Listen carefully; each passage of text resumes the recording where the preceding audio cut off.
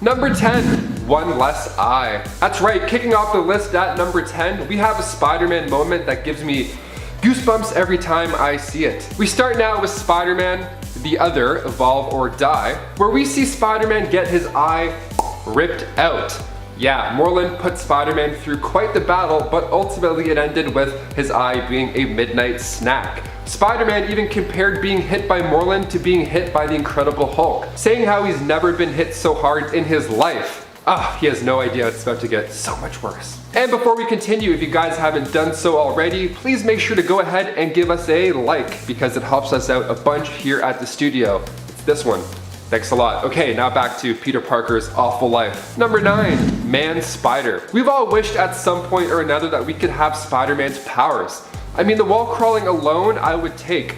So useful. But what if you got more than you bargained for power-wise? Well, in Spider-Man Disassembled, we see this in a pretty gross way. Peter starts to become an actual spider, starting with growing an extra set of peepers. Yeah, so that's disgusting. But wait, there's more. He ends up becoming an actual spider. Yeah, so after being injected with this goop from the Spider Queen, not only does he grow some extra eyes, but he also gives birth to another Peter Parker.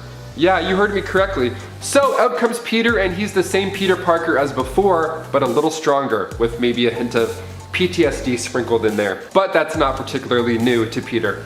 Bonus points to Peter also for attending a wedding with the 2 extra eyes and not being noticed.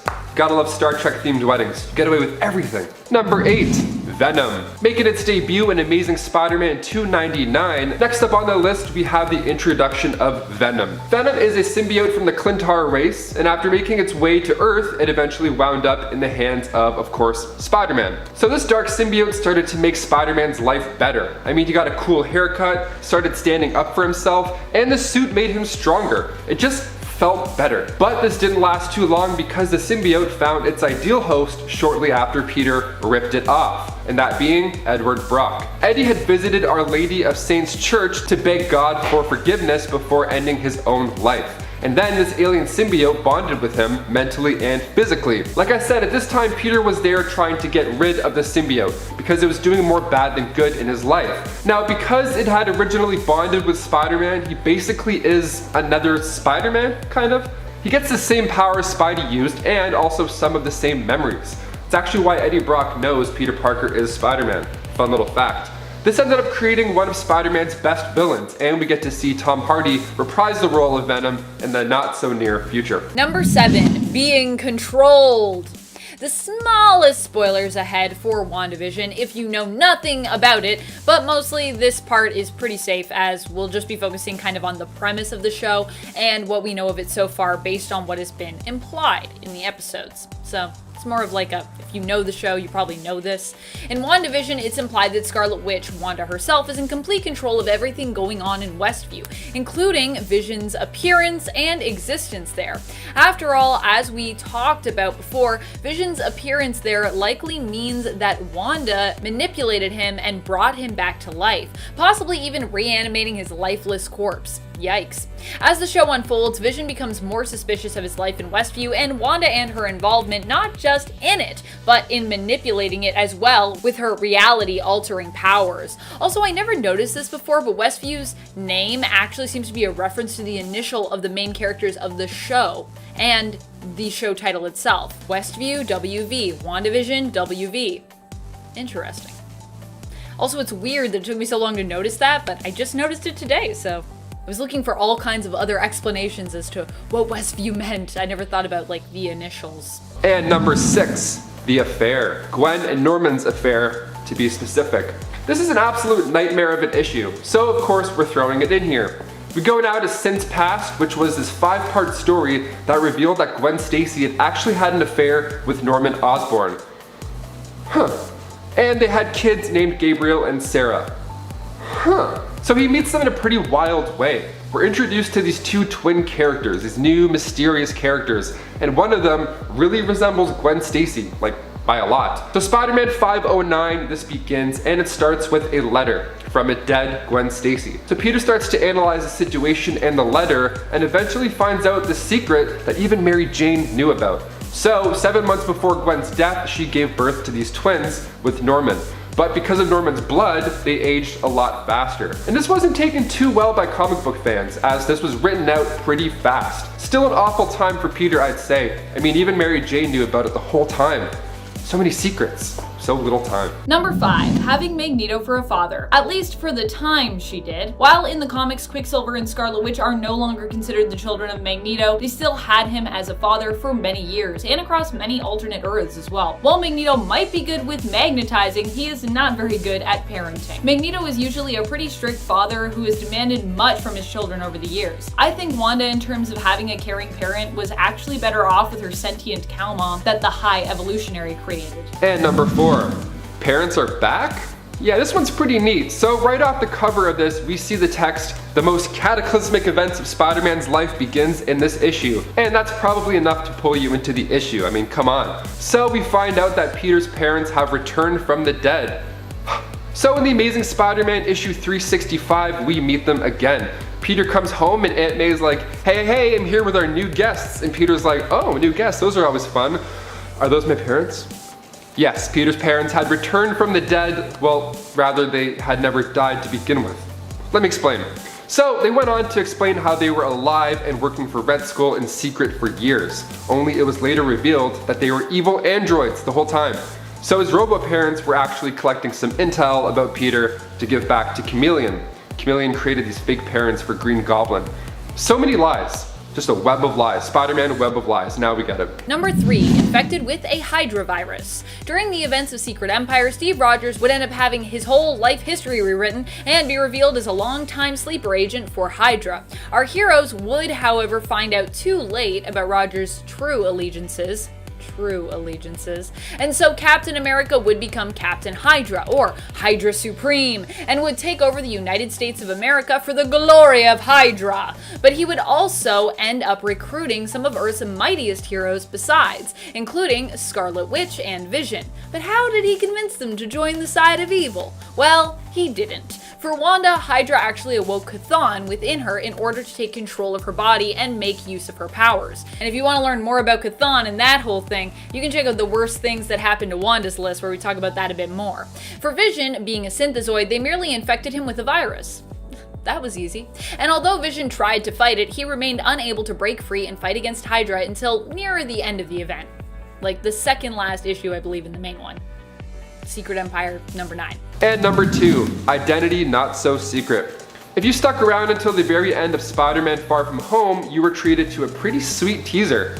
So of course we see J.K. Simmons reprise his role of J. Jonah Jameson in what starts out as a pretty comical scene. Now of course we're happy to see him back in this Spider-Man universe, but he comes bearing bad news. He ends up showing leaked footage from the final battle with Mysterio, and in the footage we see him shout out Spider-Man by his secret identity, Peter Parker, and a nice little photo to go along with it too. Now this isn't the first time this has happened. Back in the comics before the Civil War storyline, Peter takes a page out of Tony's book and reveals his secret identity to the world.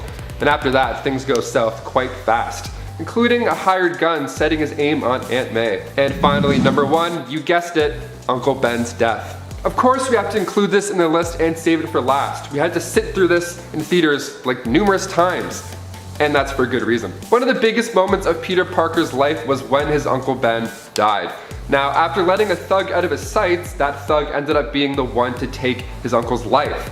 So not only did Peter, of course, feel saddened by this very close loss, especially not having parents to begin with, but he was responsible for letting this guy get away. He honestly let it happen, and then in Amazing Fantasy issue 15, we see it all unfold. So after a police officer asks Spider-Man why he let the crook get in an elevator and make a break for it, Spider-Man responds with, "Sorry pal, that's your job. I'm through being pushed around by anyone. From now on, I just look out for number 1, and that means me." And cut to bam. Number 10, being named traitor. As awful as this one is, it ranks a little lower on our list because, well, Wanda kind of deserved this one. After the events of House of M, Wanda was seen as one of the biggest mutant traitors around, still being believed at this point to be a mutant. Oddly enough, Scarlet Witch was one of the few prominent mutants in comics who has never been part of the X-Men team, and was really only an Avenger. If you're wondering why that is, a big part of it in the later years has to do with mutants hating her due to the fact that she basically wiped them from existence with her wish of no more mutants, which we now refer to as decimation. Well, that and she was initially too busy serving on her father's villainous team of mutants, the Brotherhood of Evil Mutants. Still, although she did earn the title Traitor, much of what has happened as a result of House of M happened because of basically how harshly people were treating Wanda. So, although she earned the title Traitor, it still feels a little harsh to say that she entirely deserved it. I've always thought of Wanda as more of a misguided villain when she plays that role, as opposed to a true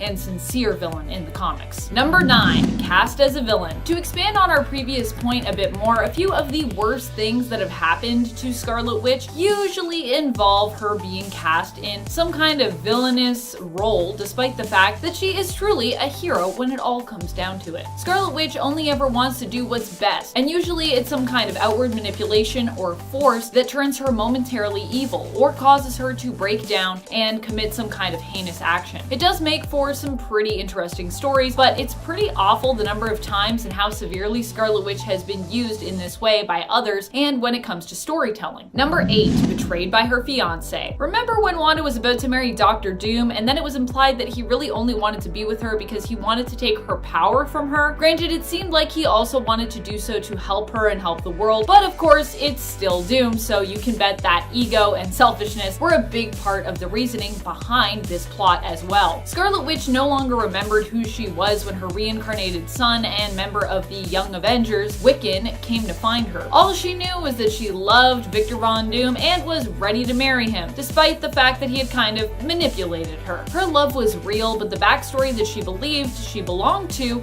wasn't. Wanda ended up spurned and mistreated by Doom even after the truth came out, and she still tried to help him. And before we move on to this next point, just a quick reminder to give this video a thumbs up if you are enjoying it. It really does help us out, I promise. Number 7, Tony Stark's death. With rumors swirling around about the next Spider-Man movie being one within the multiverse, it's only fair to go back and look at some of the sad themes of Spider-Man Far From Home, with of course being the death of Tony Stark. So right off the bat, we see Peter struggling with the weight of the world, having everybody look at him as the new leading Avenger. With most of our other Avengers off-world, Spider-Man facing Mysterio couldn't have been more grueling. This poor kid even gets slammed by a train at one point. It's easy to say this is a time where Peter could for sure go without.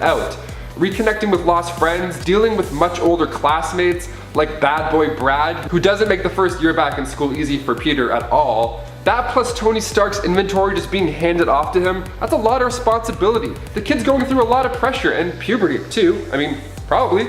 What a combo. Number 6, death of her family. Even in the MCU, Wanda has a tragic origin story. In the cinematic universe, she and her brother Pietro were orphaned at a young age after they managed to survive an attack that collapsed their apartment. Their parents were killed in the explosion that decimated their home, but they survived after a second missile landed but did not explode. However, this experience would go on to haunt them for the rest of their days, with the name on the missile being burned into their memories for years to come. And that name, of course, was Stark, which is why when we first meet the Maximoff twins in Age of Ultron, they are enemies and not allies of the Avengers. Number 5, no one to help! This point has some more specific spoilers for the latest episode of WandaVision, episode 6. So if you haven't gotten there yet, you maybe want to skip this one if you want to avoid spoilers, or if you haven't seen it but you're like, I'm living through the spoilers, man, which is fine.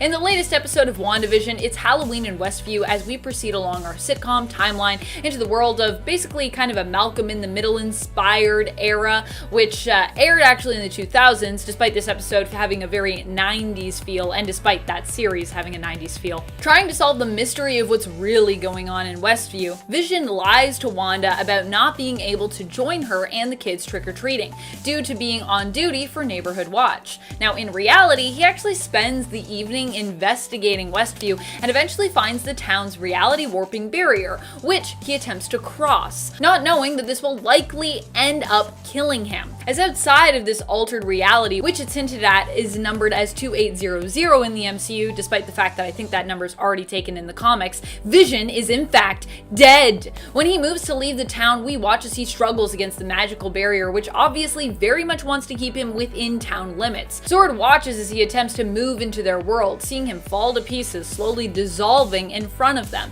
And as a handcuffed Darcy Lewis shouts for them to do something, like help this man. But that doesn't end up happening. They just run.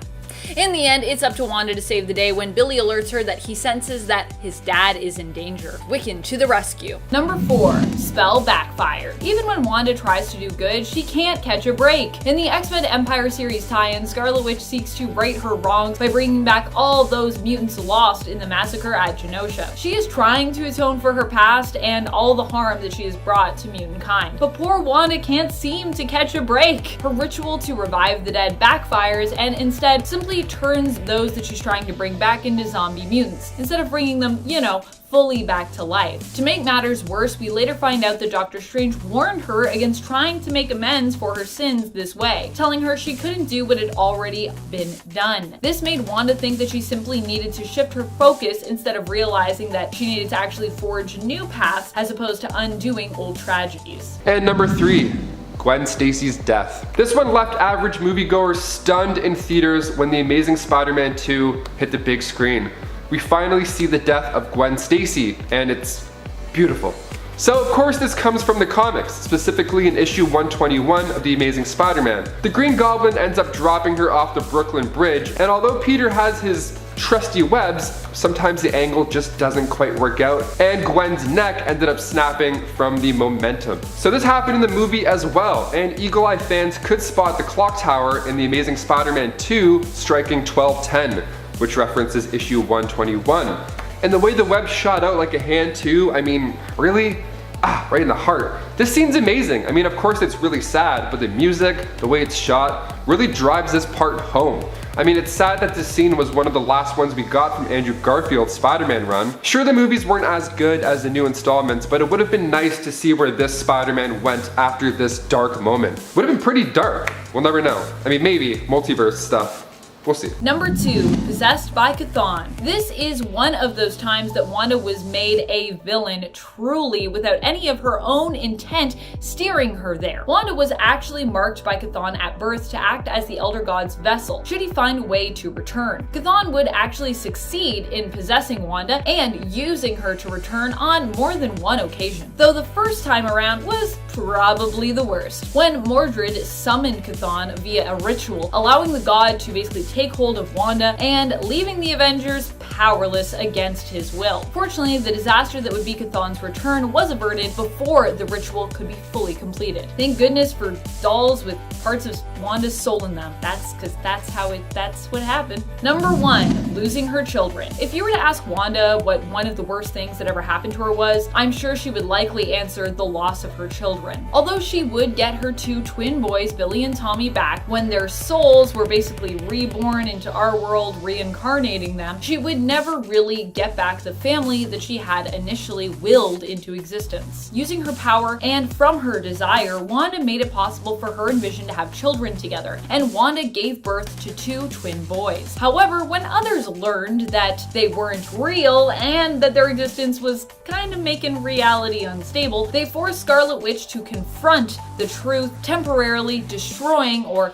displacing her children. Since they weren't really fully destroyed, because they kind of did come back, but just in a really weird comic book way. Number 10, Stan Lee's ire. Initially, Vision wasn't loved by all at Marvel's offices. In fact, Marvel legend Stan Lee hated the look and the name of the character apparently when he was first created in 1968 by John Buscema and Roy Thomas.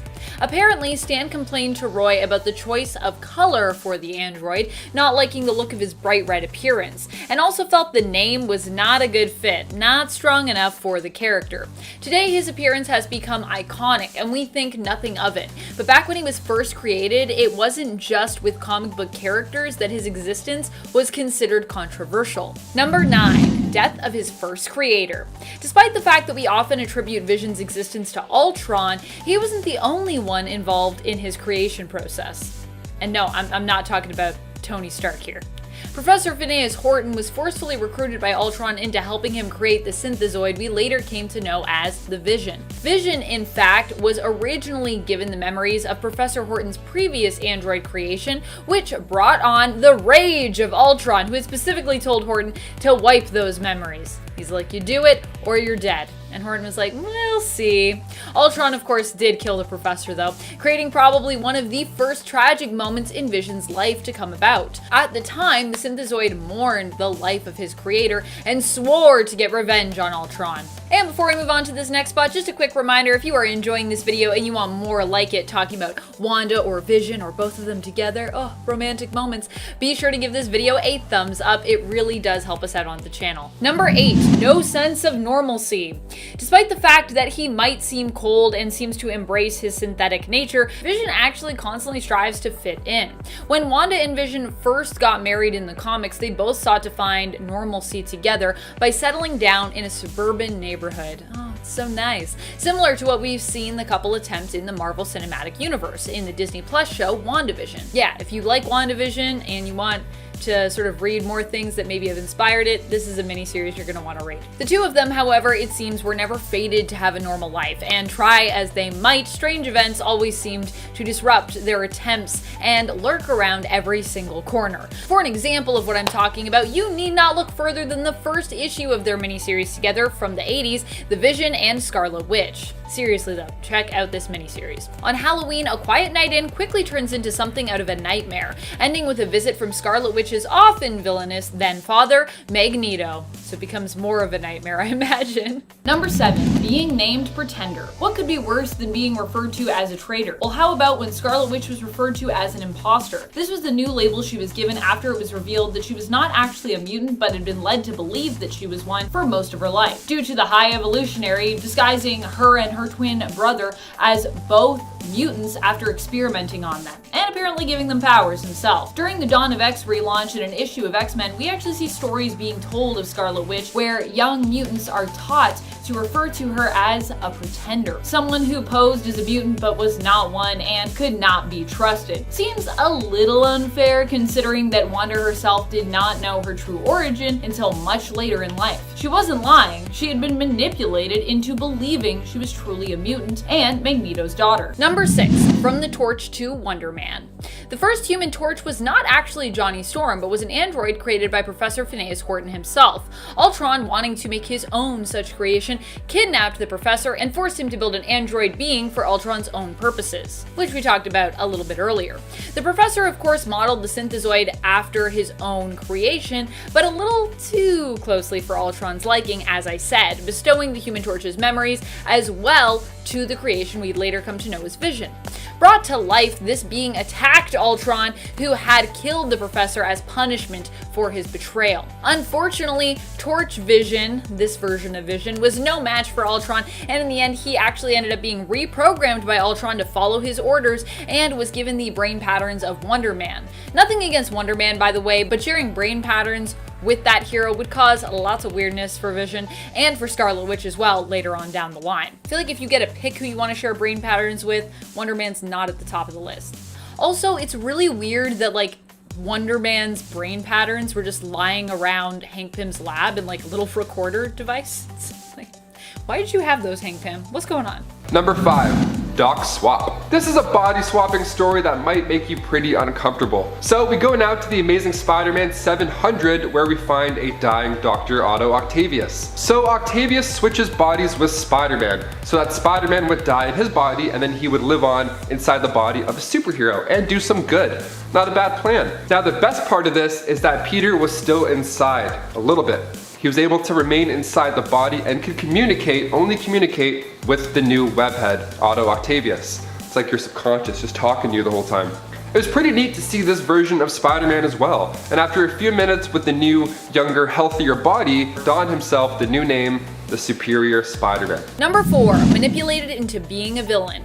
I really do feel for Vision. Most of the most terrible things that have happened to him in the comics or otherwise are honestly my worst nightmare, which is being controlled by other people. In this case, we're talking about when he was sent in to kill the Avengers and seemingly in some kind of murderous trance Once the team attempted to reason with him, it became apparent that this synthozoid enemy wasn't all he appeared to be, and in fact that he might not truly be acting of his own volition.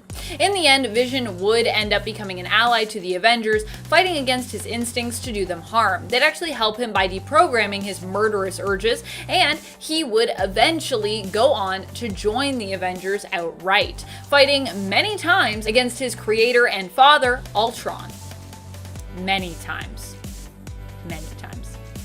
Ultron never stays dead. Number 3, Vision's death. Going back to the MCU for a moment, one of the worst things that happened to Elizabeth Olsen's Scarlet Witch was the death of Ultron in Infinity War. Wanda had to kill her synthezoid lover herself after Thanos showed up to attack Wakanda during an attempted procedure to safely remove the Mind Stone from Vision, attempted by Black Panther's brilliant sister, the Princess Shuri. As the procedure was cut short and everyone was pulled into the fray, Thanos was on his way to claim that stone when Viz asked Wanda to destroy it, and by extension destroy him. She initially refused but reluctantly agreed when Viz pressed her and insisted that she wouldn't and couldn't hurt him with her powers, and that all he felt when she used them on him was her. No pain, just her. Aw, so cute. Through tears, Scarlet Witch used her powers to destroy the stone, only to watch Thanos show up and use the Time Stone to rewind time, bring Vision back to life, so that he could destroy him by ripping the Mind Stone out of his head very painfully.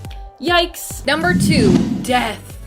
While those who only knew Vision from the MCU might think of his tear-jerking demise in Endgame, comic fans know that a fate worse than being destroyed, at least the first time around, awaited him in the comics. Here, instead of Wanda destroying him at his own request, urging her on with words of affirmation and love, Vision ends up being controlled against his will by her, which leads to him ending up in a direct conflict that he doesn't actually want any part of, which ultimately leads to his very gruesome death. Not only does he melt and vomit up silver pods, which transform into Ultron bots, but overkill comes into play when She-Hulk then decides to go into a rage and ends up tearing him down the middle, which is a pretty epic and permanent kind of on-panel death. Although, of course, even if you get ripped down the middle, that's probably not the end of you, because comics. Vision is still a synthetic being, and he can be recreated. So don't worry, he would be rebuilt, and he would return once more. But what a death to come back from. Number 1, weaponized. During the events of Avengers Disassembled, which led right into House of M, Wanda ended up suffering from a mental break, and as such ended up turning on her fellow Avengers. You'd think Vision, being one of the Avengers who, is married to Wanda, would be safe, but no. Wanda ended up not only getting him killed, but it was the way in which she did it, I think, that just really cut him deep.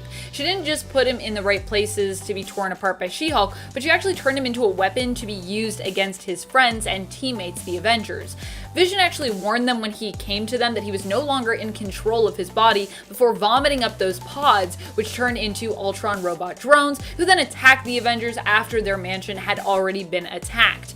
This was just a real bad day all around for the whole team. When Vision returned to life and Wanda much later came to ask for forgiveness, it would actually be this memory that would prevent him from being able to forgive his wife, Scarlet Witch. He was like, I can forgive the fact that you had a mental break, but you literally turned me against my friends and made me hurt them, and some of them died. It's pretty crazy.